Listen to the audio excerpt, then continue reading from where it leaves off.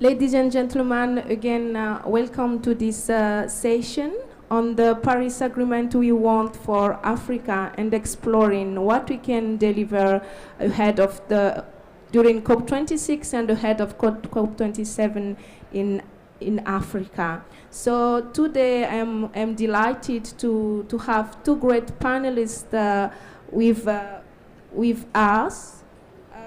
The first one is Mr. Adedoyin Adeleke. I hope that I pronounce it well.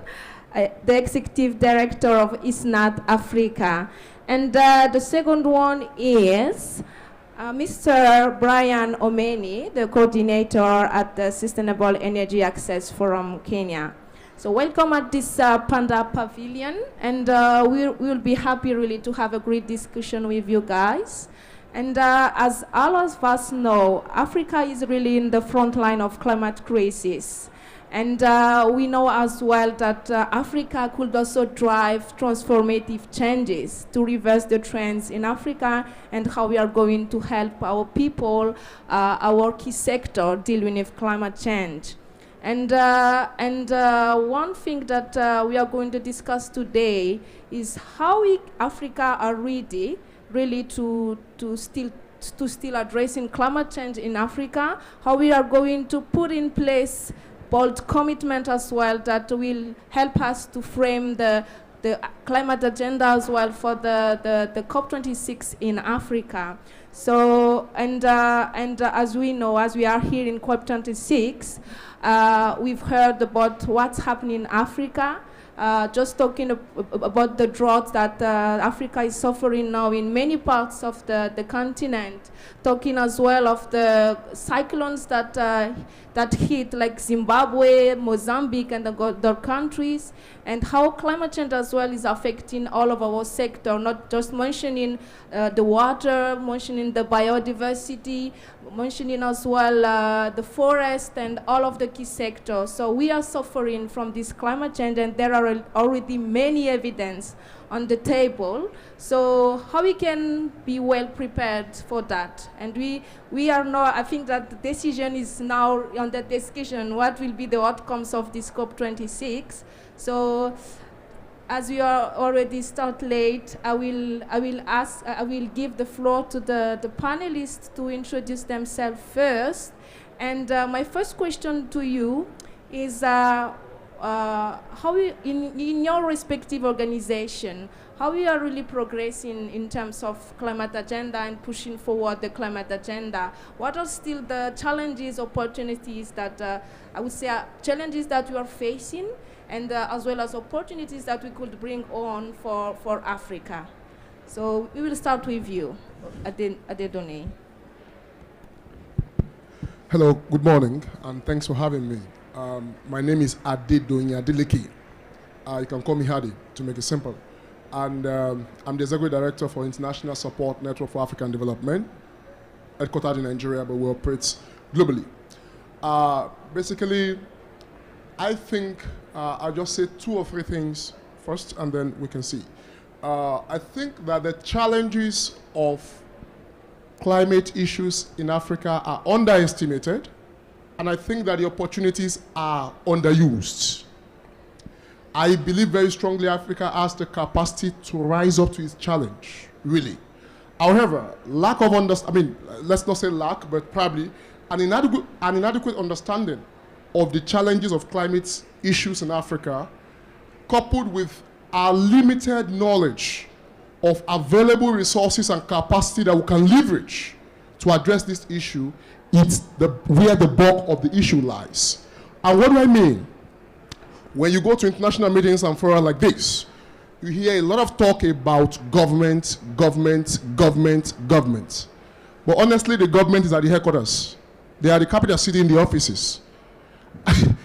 And understanding, keeping in mind the peculiarity of Africa, which are the bulk of our activities, including the economy, are informal. So also are the actors. The actors do not have offices. They are on the streets. They are in the creeks. They are in rural communities. Yet, because of also the very wide gap between government and those guys who we really don't have a way of accounting for their activity and the challenges they face. Therefore, the challenges are there, and then we are making policies which are not really effective. So for me, I think in summary, I would say that the challenges are enormous, really, and we have very limited understanding of the challenges. The opportunities to address them are also there, but we are too far, and the solution we profile are too far from where the challenges are. Thank you for now. Thanks so much, Adedoyi. So I think that you raised really a key points that the opportunities out there but too far. So I think that maybe I will come to that question, how we can really unlock the opportunities for Africa. But I will give you the floor, Brian, just to give your thoughts on the question. Thank you so much for having me. Good morning, everyone. My name is Brian Omenyi. I'm the coordinator, Sustainable Energy Access Forum Kenya. We are a network that brings together various stakeholders, and our main concern or area of focus is to advocate for access to renewable energy within Kenya. And just agreeing with my brother, Africa faces unique challenges. And I think one of the challenges we have in Africa is that we have not sought to have solutions that solve African problems. What we have done is to always look after solutions which are meant for developed countries and trying to adapt them for Africa. So one of the things that I think and I believe that we should do as Africa is to focus on our problems and how we can be able to come up with solutions that address our the problems we're facing as Africa. The other thing, there are so many underlying challenges in Africa that sometimes make our local people not to take climate change seriously. I'll just use an example. In the issue of clean cooking, if you go to the village and tell that local person, don't cut down trees because it has an impact on climate change, that person probably will not understand that because their immediate problem is to cook food. And therefore, if you tell them not to cut down trees, for them, they won't understand the effect of climate change at that moment. Their major concern will be, how do I prepare food for my family so that we eat? And therefore, for me, I believe there are so many other underlying problems which we need to face, to solve, because they, in the effect, contribute to the whole climate change discussions. And therefore, climate change is not a single or doesn't act as a unit. There are other nexus areas which I think if we address, we can be able then to see how we come up with solutions to this main problem, which is climate change. The other challenge we have as Africa is lack of unity. For instance, when we are here at COP26, each country is pushing its own agenda. And I think our governments at some point, they get promised with a lot of financial benefits, or there's financial benefits they are going to get that helps them, that in the end makes them not to come up with proper and concrete decisions as a unit that is going to push for proper negotiations in there when they are having the negotiations. So I believe there is need for Africa to be united, so that when we go before the negotiation table, we have an agenda that we can push to help us solve the main problems, because we feel the brunt of the effects of climate change, and so we need to really be united in these discussions. Thanks so much. So in hearing of your thoughts regarding to that, so now we are really at the heart of COP26. So do you feel that many of these challenges that you are mentioning are not really taken into account in the decision that is coming soon, and that it's really reflect the Paris Agreement that we Africa want? Yeah, please go ahead. Okay, thank you. Well, I'm not in the negotiation room, so I really don't know yet. However, tracking historically, you see that I can partly say I don't think so. Maybe I'm wrong anyways, but at least with what is on the ground, I really don't say that been done over the years. And what I see is really that the people with the solutions are not the people with the resources. The people with the resources are not the people with solutions. It was my friend was talking about local, where the solutions we are deploying in Africa are only by adapting. Sometimes it's even adopting, which is a problem, really. But the best of it that we have been doing is adapting. Where do we place the effort, the efforts and the investment towards designing and implementing African-based solutions? I mean, this is not a marketing forum, but I just tell you a bit about things that we're doing in this regard. For instance, I think I'll tell you a story shortly. When I was doing my master's in Nigeria, I picked on a topic on renewable energy, which as of that time, about 5 years ago, nobody has ever done any kind of research in that line before. So I had a good topic, I had a good supervisor. Unfortunately, he does not have capacities on renewable energy. He doesn't have capacity in that area of research. So I had the idea of what I wanted to do. I had nobody to help me. I mean, in terms of supervision and support and all that. Now, I began to reach out all over the world to people working in World Bank, African, so many places. And at the end of the day, I got somebody who helped me remotely. My supervisor only did mere reading. Now, after doing that, that's really affected my career really in a very positive way. I was in 6 countries with that research, with a lot of support. Now, how about thousands of African youth in African universities who do not even know how to write email? I'm sorry, we have that. You know why I know? Because when I was able to come over the challenge, I saw that there are a lot of people that will be in my shoes, and I saw some of them, really, my colleagues, who do not have the capacity to go all the way that I went to get somebody abroad to support them. So I started what they call the Mentoring for Research program, where we look for youth in African universities who are in any discipline, who are doing research on anything called green growth, sustainable energy, environment, climate change.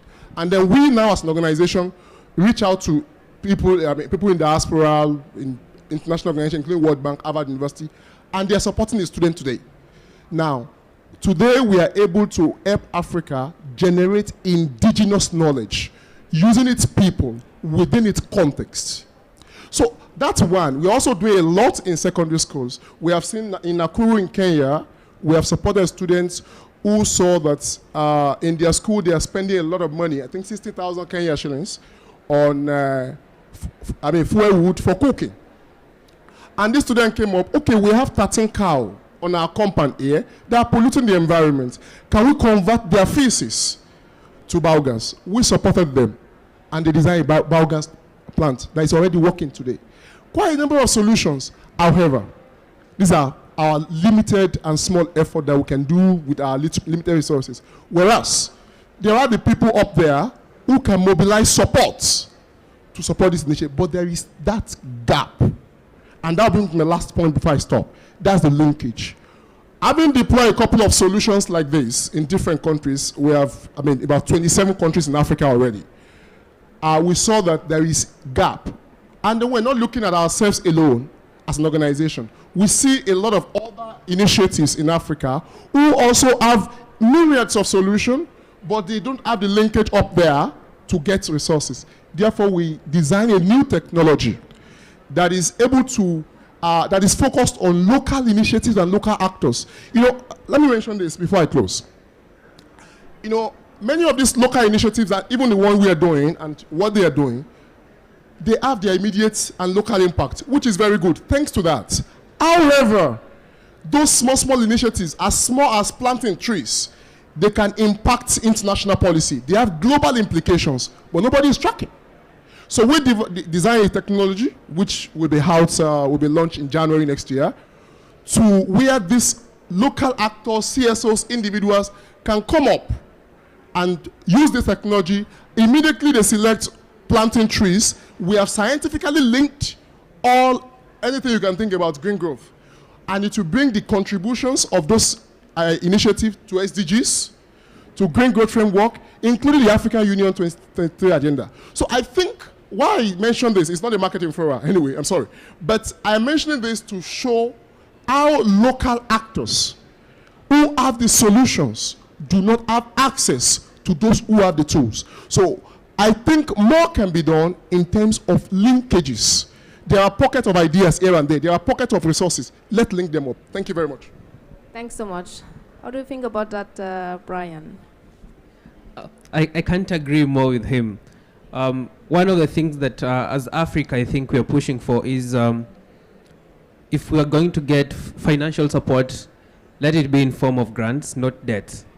Africa is already indebted, and like my country, Kenya, my friend, Kenya is in debt. And like this year we had the government introducing 16% VAT on liquid petroleum gas.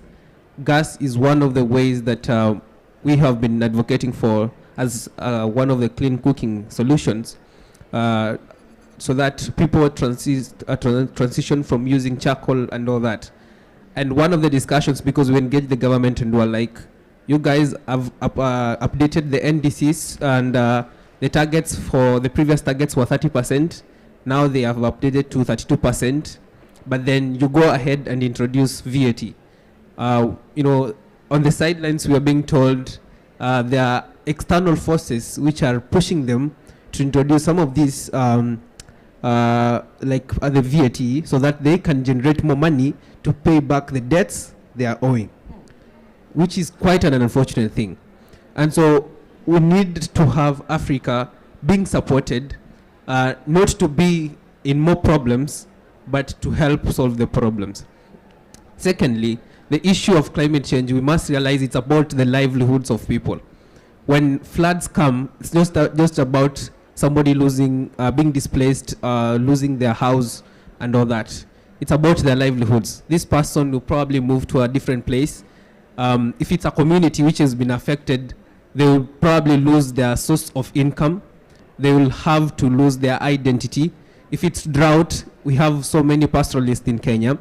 If they lose their livestock, which is their main source of income, this person is going, this not just a person actually, this community is going to face a lot of impacts. So when we're talking about climate change, and I feel sad that these people don't take into consideration that a community is involved, lives are involved in the process, the cultural beliefs, the traditions of people are in danger. Because when you displace indigenous community, for instance, that is their home, that is their everything, that is where they worship, that is where they get the food, that is how they're able to protect and preserve their cultural identity. So when they are displaced, they are in danger of losing their identity.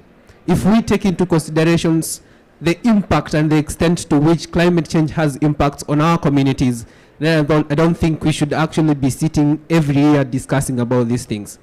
So it's upon our leaders to really stop thinking about the economy. You know, I've been in places where sadly some African leaders were like, you know, developed countries used coal to develop. So we also need to use some coal so that we also develop like them and, you know, get to that level where they are. You know, such kind of mentality of it's about the economy against what impacts it is going to have on the lives of our people. That is the kind of things we need to shift from, so that we can be able to ensure that these problems you're facing are addressed. So in the implementation of the Paris Agreement, I wished that this COP26 could have transitioned from talks to action, but I don't think we're going to get much of that. Thanks so much. I think that in a nutshell, that we need African solution, and we need to move to action now, and not stop talking, but really to go ahead and move really to implementation.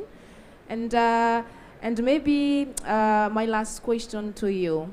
I think that you have already mentioned some of them, but just in short, What is really your call of action for this COP26? As I think that you still have the floor, and I think many people are seeing us as well in this discussion. What is your call for action for this COP26 outcome?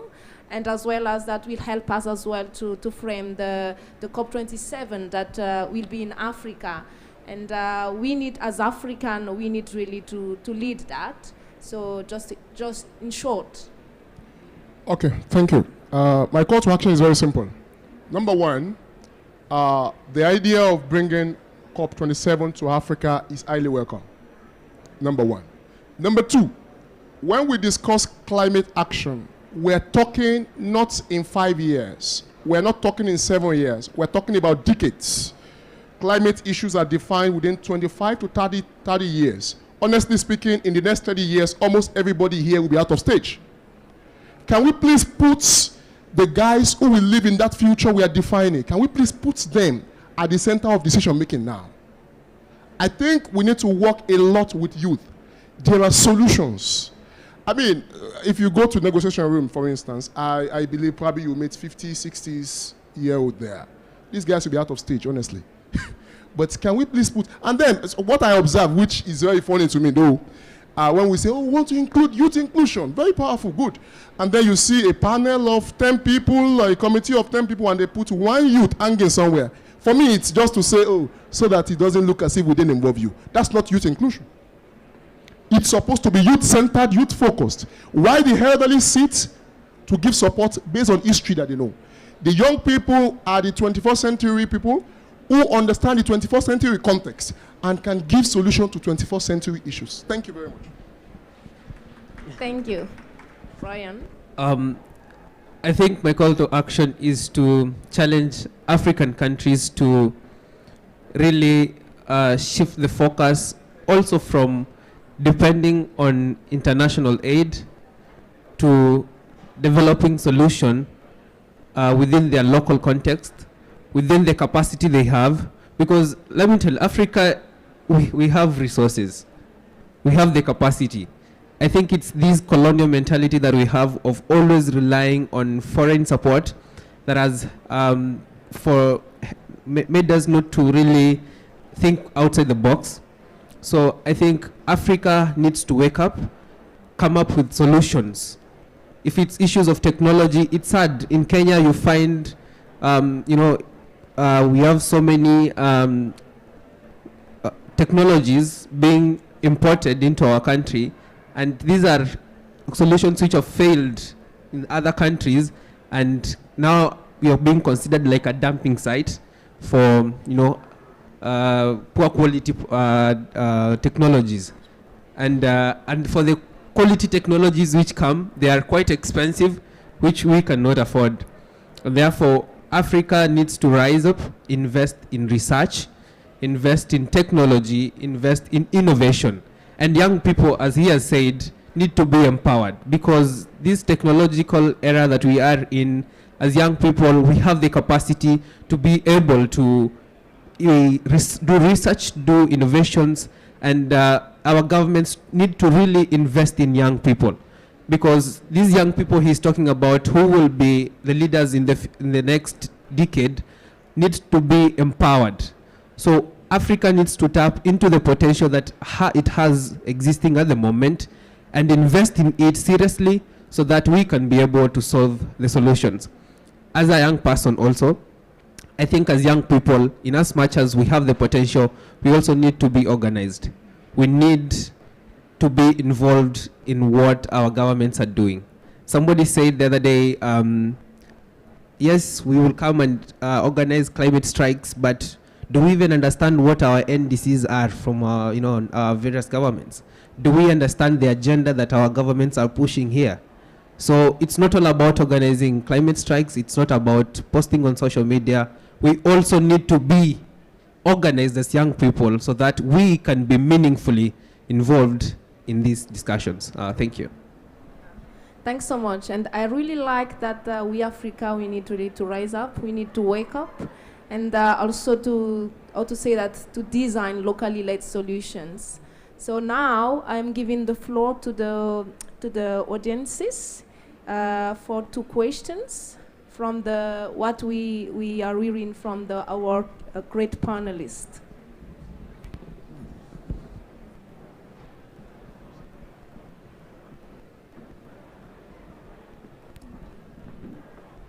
So thank you so much for these great insights from your side. You mentioned something important, something that actually touched me. You spoke about unity, that African countries should come up with a uniform or a common expectation. So given that NDCs are actually the heart of the Paris Agreement, so according to you, maybe what do you think is a top priority or are the top priorities that African countries should integrate into their NDCs in a unified or in a uniform way? Thank you. So maybe I will suggest to take the second question and then give the panelists the floor. Is any other question? Yes, yes, sir. Thank you. Thank you for your words so far. You spoke particularly about displacement and internal displacement, and I wonder if you could say a bit more about the effect of cross-border displacement within the continent in Africa, and what sort of responses, or what the climate impact of that is of movement of peoples, either due to war or because of climate, but also what the responses are, how to properly support people when they have been displaced, what support might be needed to help people return, and how that fits in with the impact on reducing emissions and the impact that it has on different countries who are experiencing that. Thank you. Thank you. So who wants to respond first? Brian? Okay, thank you for, I'll start with the first question. So I think one of the things that needs to be really factored in NDCs on how Africa can tap into its potential to harness renewable energy. Africa is endowed with sunlight, and I think if our governments really invest much on solar power, we are going to really, maximize on this, blessing that we have. We have a lot of potential to harness wind, geothermal, hydro, and so one of the things that I think, even as the global community transitions into, seriously investing in renewable energy, I think Africa has been blessed and endowed with a lot of potential, and I think this is one thing that as Africa we should really focus on and invest in, so that we can be able to use this to supply the local needs and the needs of our communities in regards to access to energy, not just for lighting, but for cooking, for heating, and for all these other needs. It's sad that most of the time we talk about energy in our context, we always think about electricity, and that's why issues of clean cooking are not really well and fully addressed.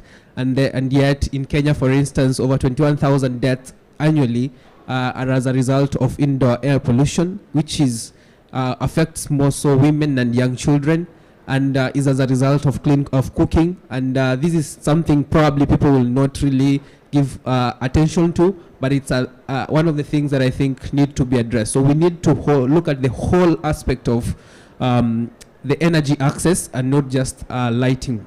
On the issue of cross-border fightings, just even in Kenya alone, we are segregated in terms of communities and tribes. So we have had issues of in the Rift Valley, for instance, we've had constant wars against communities, because apparently one community, their area probably dried up and they're pastoralists, and they had to move to the neighboring community for search of pasture and water, and therefore the other community feels offended because these people are going to probably consume the little they have, and therefore that brings on the war, and people lose lives. These people are ready to fight and protect the little that they have, and in turn people lose lives, and therefore that is the extent to which enmity and animosity is created. And so when these community fights the other one will always want to revenge and now it has become, a seasonal sort of thing that is occurring every now and then. And people don't realize some of these things are because of climate change. And so there are problems, and solutions is, for me, if we address, if we have proper solutions to address the climate change crisis, we can be able to cut down on, some of these conflicts that we are experiencing in our communities. Maybe my colleague can also add on what I've not probably missed out. Thanks, Brian. Yeah, thank you very much. I think it's addressed most of the issues, really. But maybe I just make key points, and then because of time, that it's fast spent. I think the peculiarity of the informality of most of the African parameters needs to be focused on. Now, Europe is discussing energy transition for renewable energy. Africa is discussing what? Energy access with the same solution. We are trying to use the same technology but to address different issues. So one is that Africa we need to be looking at integrated approach. Integrated approach that takes into factor the development catching up process for Africa. I mean, here America is not discussing development; they are discussing reduction of emission. Here, Germany is not discussing development; they are discussing reduction of emission. Now, Africa cannot sit in the same room to discuss reduction of emission alone. We discuss here, it get back home, zero. We need to look at how Africa can integrate reduction in climate emission, as well as facilitating and fast-tracking its growth. If we don't go that way, it will only head in talks. So I think that will be the key point, and also the issue of exporting of emissions. When developed countries have used good cars and then we import in Africa. If we tap into local resources, local technology to develop our own solutions, I think this can be addressed. Thank you very much. Thank you very much. So we are ending this session, and I think that we had really great discussion both with the panelists and from the questions from the audiences. I would say that based on what I've heard, you need really to engage youth. And tackling climate change is not only the responsibility for one institution or two institutions, but we need our Africa unity and involving all of the stakeholders.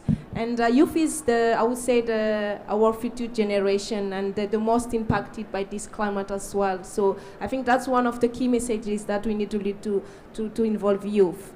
And one thing as well is regarding our African solutions. We need really to move now from piloting and from talking, but really move into action as we see how climate change is really, I would say, speeding. And we are already, Africa, we have already experiencing the impacts. So we need really to move to actions.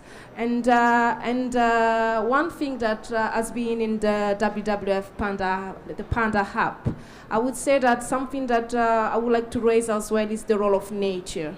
Because as we know, Africa, we are really hosting, I would say, a huge nature, and how we can push forward the nature-based solution for Africa, something that maybe we have not time really to discuss further. But I think one of the key outcomes that we are waiting for this COP26 as well, and how we can unlock that. And the last thing is regarding financing. I think that you touched base a little bit, but how we can really have resources to speed the implementation of our locally led actions, and more implementing more action at scale as well. So I think that Africa is ready to lead transformative change, and really to be at the upfront, really to share our solutions for this climate fight. So again, thanks so much, colleagues, and I hope that we enjoyed the discussion today, and we can bring together as well our thoughts to lead this transformative change for Africa. Thank you.